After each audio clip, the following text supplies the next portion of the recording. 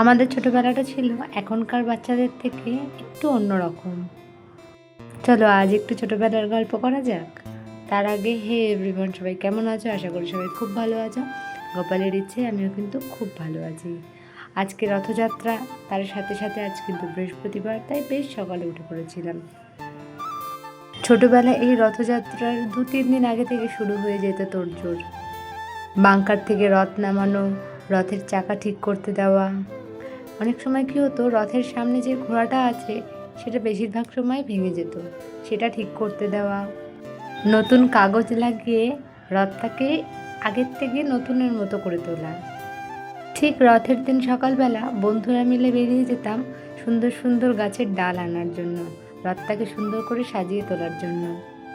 আর বাজার থেকে সুন্দর সুন্দর ফুলের মালা এনে জগন্নাথকে সুন্দর করে সাজিয়ে তোলা। ঠিক দুপুরটা পার হলেই এক বাটি নকুলদানা সাজিয়ে একটা ধূপ ধরিয়ে বেরিয়ে পড়তাম জগন্নাথকে নিয়ে তার মাসির বাড়ির উদ্দেশ্যে।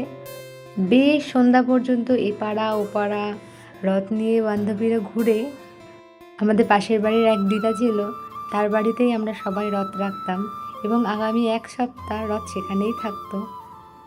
আবার উল্টো রথের দিন সেখান থেকেই রথ নিয়ে আসতাম।